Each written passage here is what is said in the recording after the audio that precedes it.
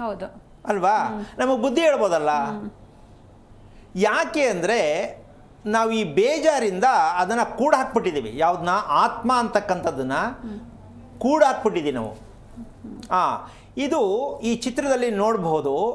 ಎಷ್ಟು ಬ್ಯಾಕ್ಟೀರಿಯಾಸ್ ನಮ್ಮ ದೇಹದಲ್ಲಿ ಎಲ್ಲ ಭಾಗದಲ್ಲಿ ಎಷ್ಟರ ಮಟ್ಟಕ್ಕೆ ಇದಾಗ್ತಾ ಇದೆ ಅಂತಕ್ಕಂತಹ ಒಂದು ಸತ್ಯವನ್ನು ತಿಳ್ಕೊಂಡಾಗ ಅರ್ಥ ಆಗತ್ತೆ. ಗೊತ್ತಿಲ್ಲ ಅಂತಿಲ್ಲ, ಆದರೆ ಒಂದೊಂದು ಸಲ ಒಂದು ಜ್ಞಾಪಕ ಬರಲಿ ಅಂತಕ್ಕಂಥ ಒಂದು ಲೆಕ್ಕಾಚಾರ.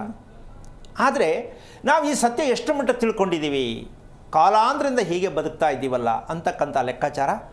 ಅದಕ್ಕೆ ಈಗ ಉತ್ತರ ಹೇಳ್ತಾ ಹೋಗೋಣ. ಈ ಆತ್ಮ ಅಂತಕ್ಕಂಥದ್ದು ನಮ್ಮ ದೇಹಕ್ಕೆ, ನಮ್ಮ ದೇಹದ ಇರ್ತಕ್ಕಂಥ ಆತ್ಮ, ಈ ದೇಹ ಅದಕ್ಕೊಂದು ಮನೆ. ಆತ್ಮಕ್ಕೆ ನಮ್ಮ ದೇಹ ಒಂದು ಮನೆ, ಒಪ್ಕೋಬೋದಲ್ಲ? ಹೀಗೆ ನಾವು ವಾಸ ಮಾಡುವ ಮನೆಗೆ ಒಂದು ಆತ್ಮ ಇದೆ ಅಂದ್ಕೊಂಡಿದ್ದೀವಿ. ಆತ್ಮ ಇರಬೇಕಾ ಗೊತ್ತಿಲ್ಲ.